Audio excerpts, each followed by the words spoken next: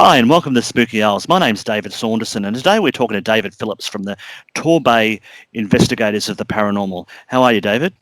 I'm good, thank you. Thank you for Uh, inviting me on. thank you for coming on.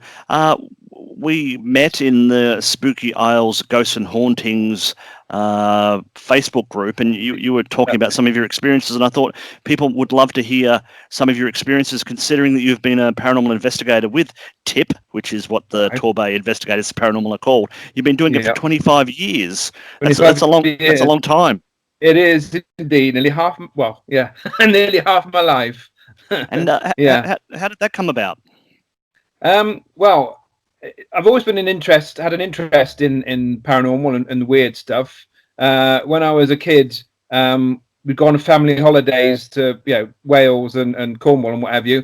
And the first thing I'd do when we'd arrive in a new place was to go and seek out the local ghost book, and then I'd get out my dad's AA map and circle all the places in it and say, right, that's where we're visiting, over the next week or so. And we used to go to all old castles and houses, and that's how we organised our holidays.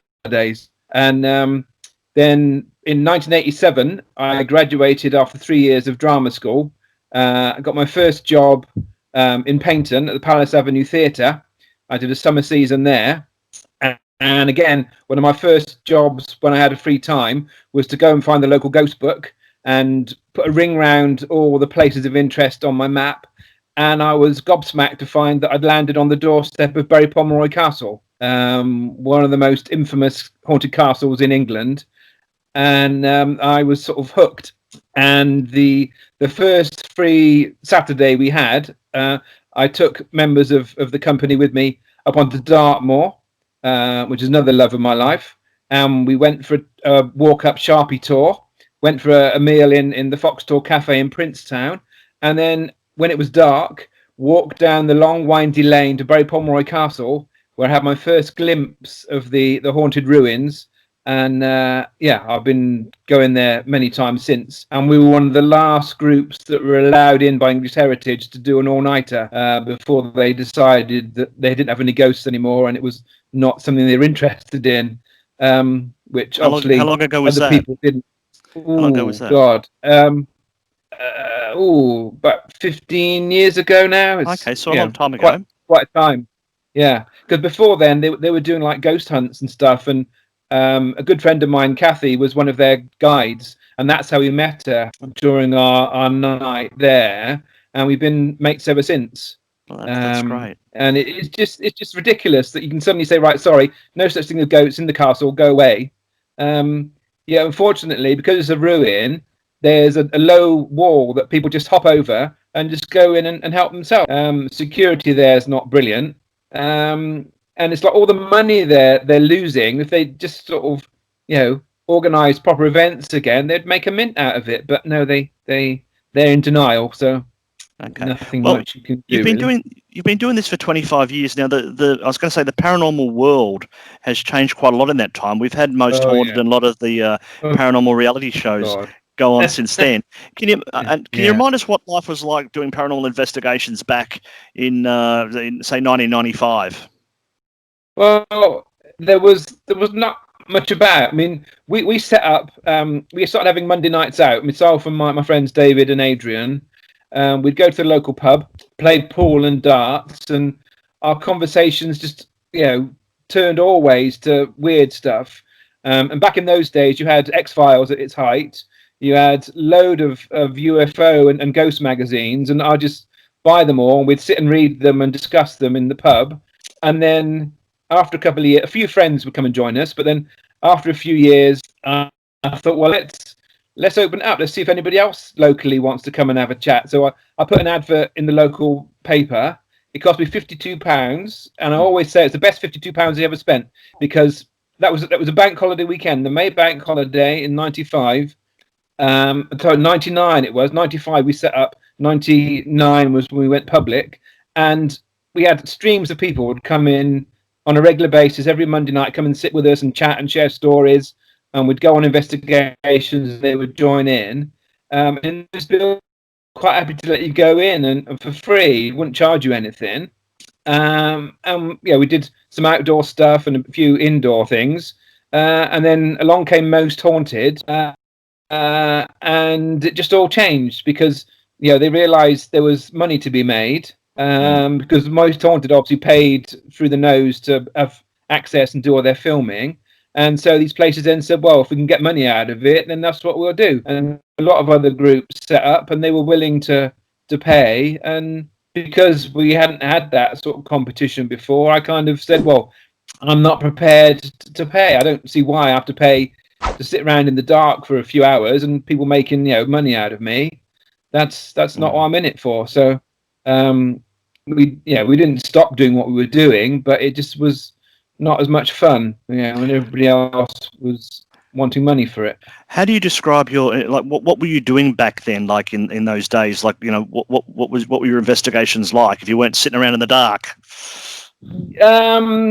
Yeah, that was what we were doing, but it was places we were invited to go. I mean, the first place we got invited to go to was a ruined chapel. I won't give the name because we had rather a baptism of fire, shall we say, by working in this place. It was the summer of '99, and we got invited there we did a radio phone in, and this woman was really eager to get hold of us, and she invited us along to visit this chapel that she was in charge of because they were trying to renovate it. And for a whole summer, we set up our cameras and filmed, and we got some orbs, some interesting ones. I'm not normally into orbs, but these were moving, and they would start on the floor and would travel along it. And the whole place was full of our extension leads and what have you. And as soon as an orb would touch a lead, it would go off in a different direction. So it wasn't an insect or anything. It was definitely something that was influenced by the electric current there. So they were of interest. We got some odd noises, but after a while, it came to light that they weren't of an unearthly origin, shall we say. They were man-made. And we made the mistake of setting the stuff up, locking up the place. I had the only key, so no one was actually getting inside there. We go to the pub for a meal and then come back and review our tapes.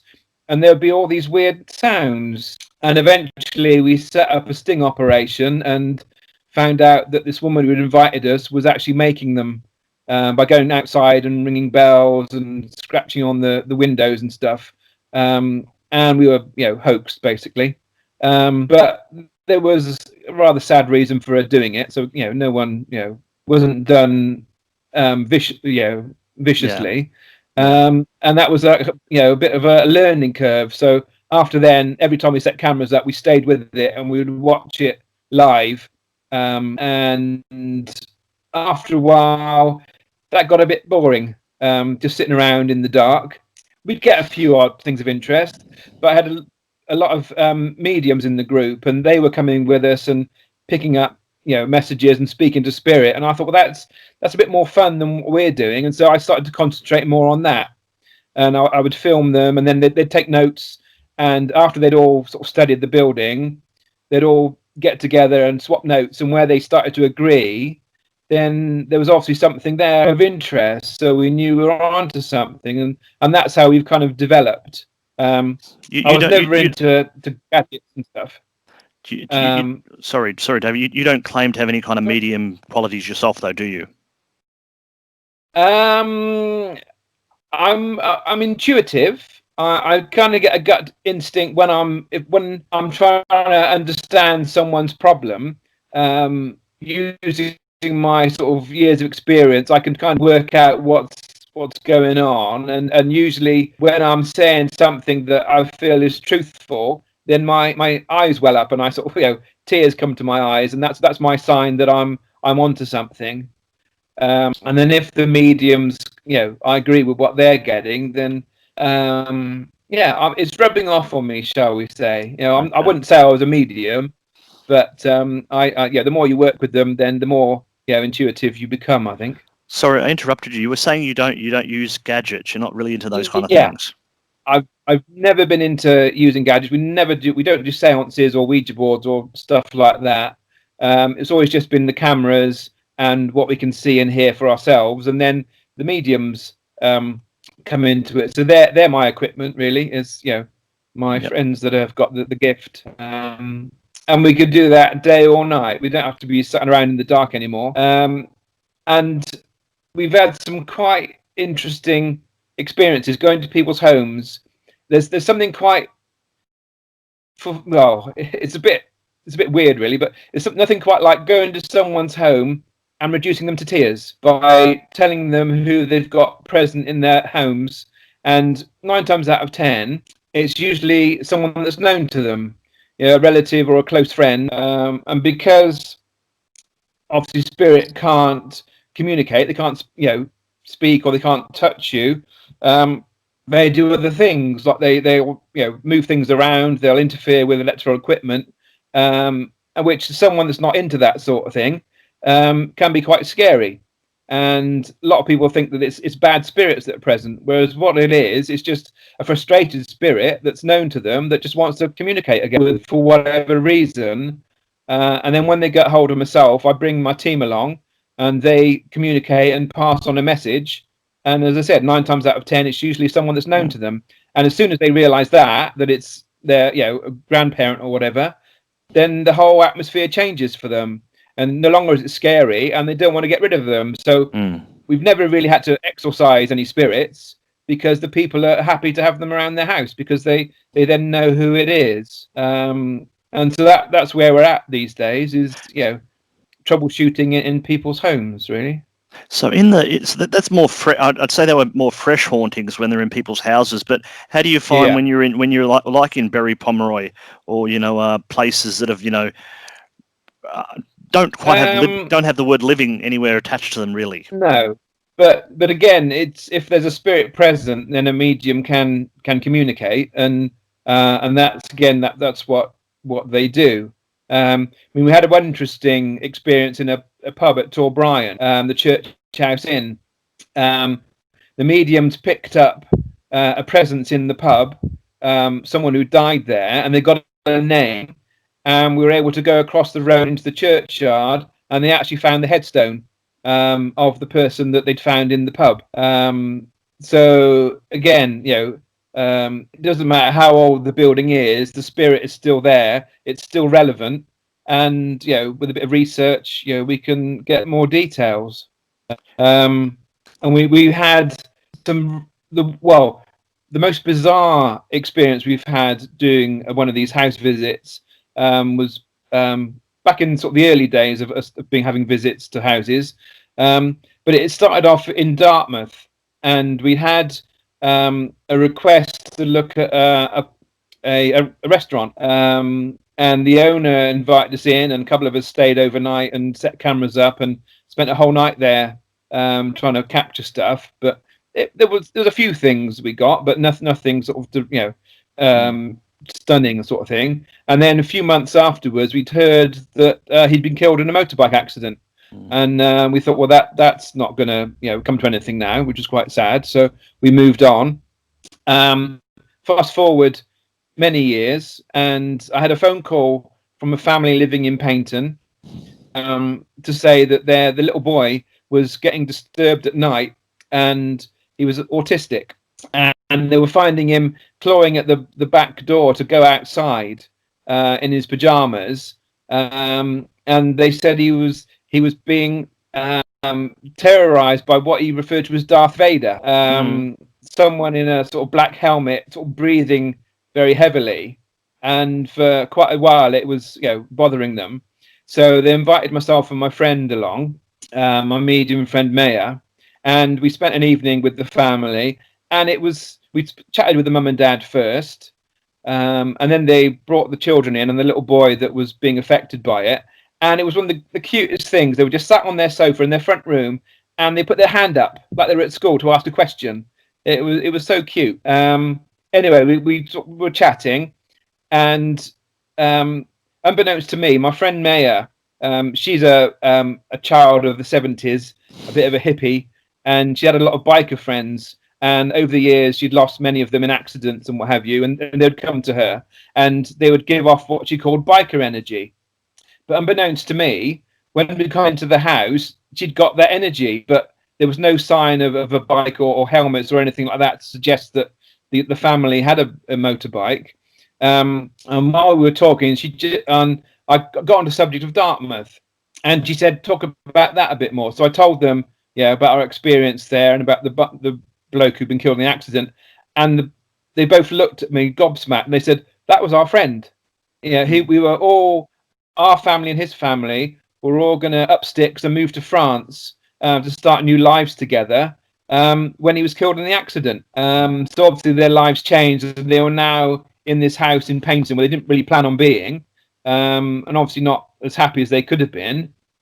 The penny dropped with Maya. She said, well, supposing it's someone in a motorbike suit, black helmet, all dressed in black, and that's what he was wearing. And she's able to arrange with spirit to allow people to come to her, when she's on her own and she can tune in better.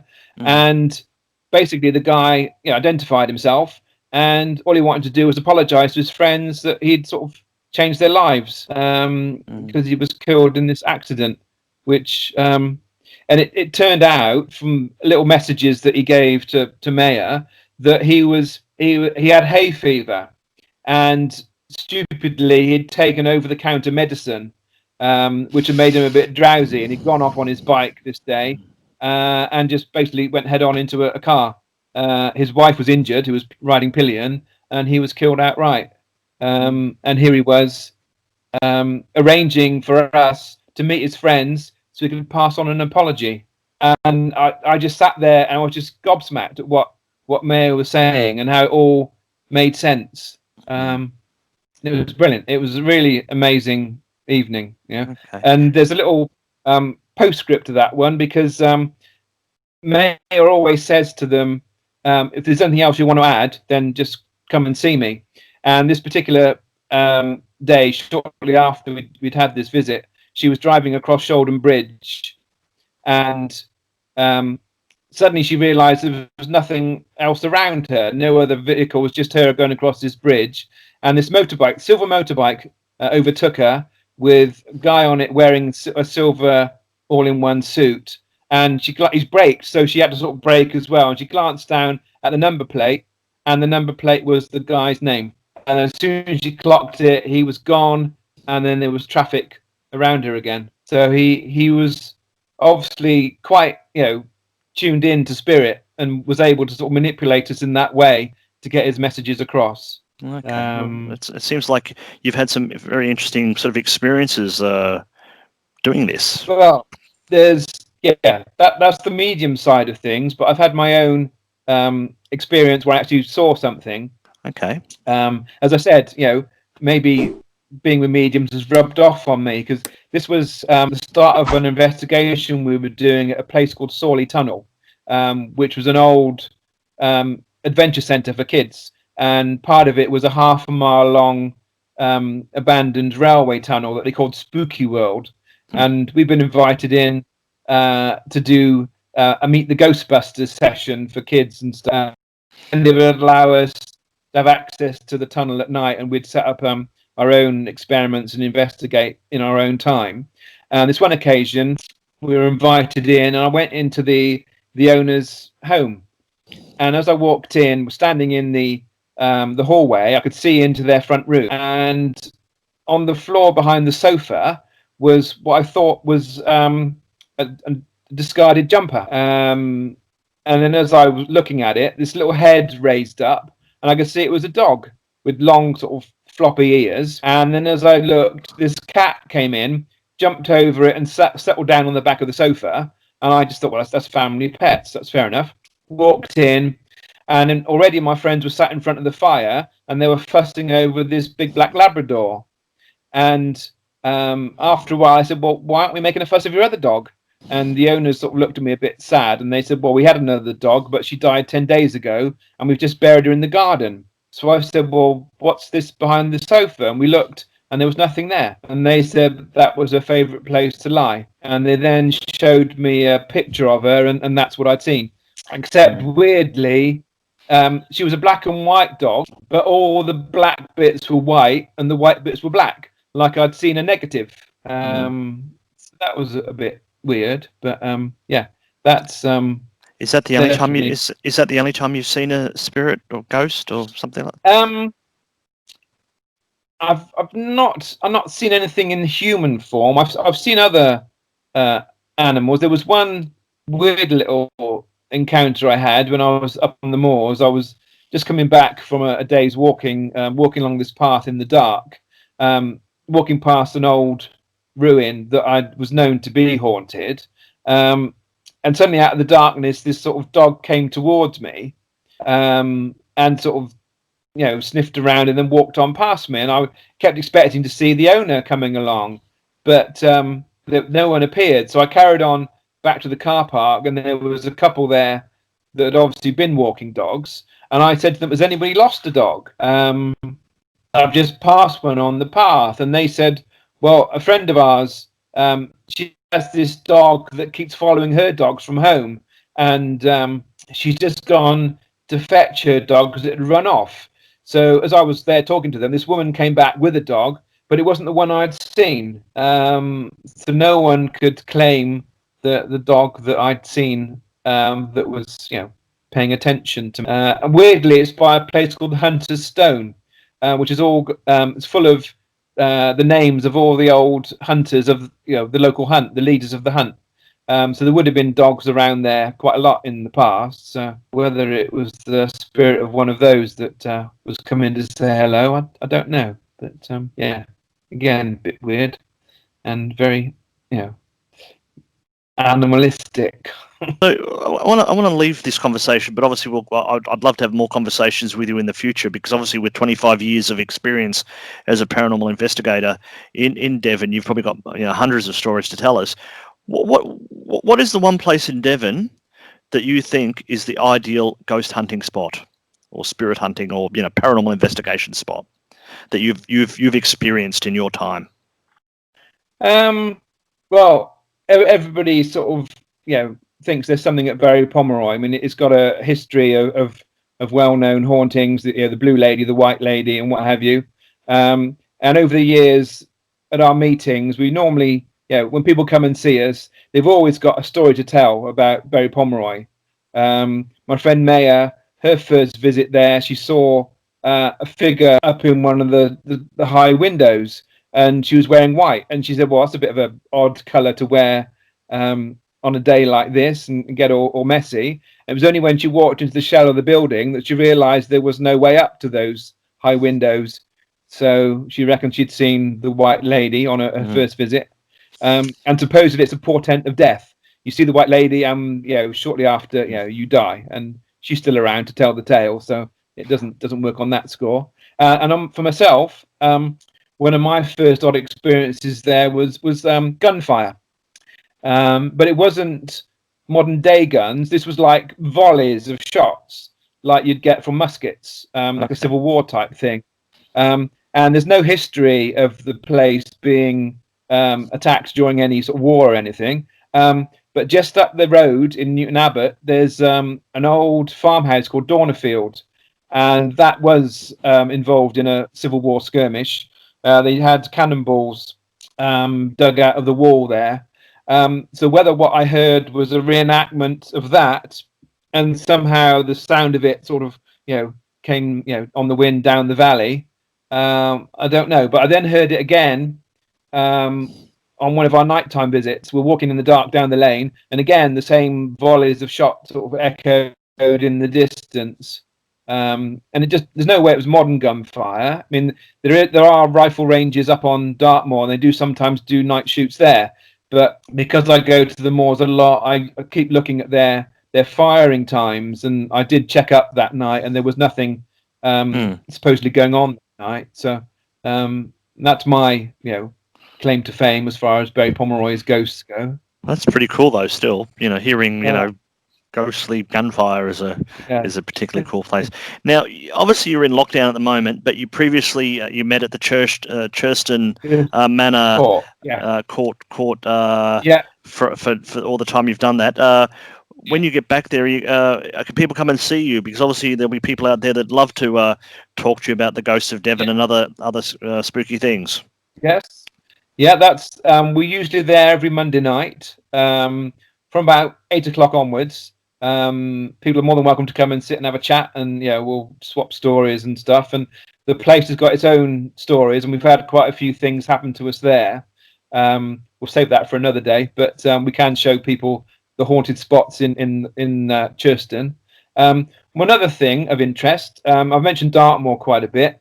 I'm in the process of setting up a new business called Moors and Mortars, and Dartmoor's got its own sort of swathe of myths and legends. And over the years, I've studied them. And what I'd like to do is to sort of take people up in a car and show them the sights and tell them the stories, and make a little business out of it. Okay, I just love the moors. It's that's one of the things that kept me in Devon. have you got any contacts for that yet, or the new business? Or page. Yeah, we'll put that in the description for you, David. So and of course we'll put in the tip contacts as well for people to get in contact with you. And so I'm sure we want to be talking to you in the future about that, and maybe even telling us some stories from the moors. Definitely. Well, look, there's also Tip X. Don't forget, we've got the Exeter branch of Tip called Tip X, and again we meet on a Monday night at a place called Carrick Barton. That's once a month, whereas the other Churston is our main home. That's three weeks of the month, and once we're able to do so, we'll set up our meetings again, and in either location, people are more than happy to come and join in and have a chat. Sounds fantastic. Well, it seems like after 25 years, you're as strong as ever, and you've got lots of things going on.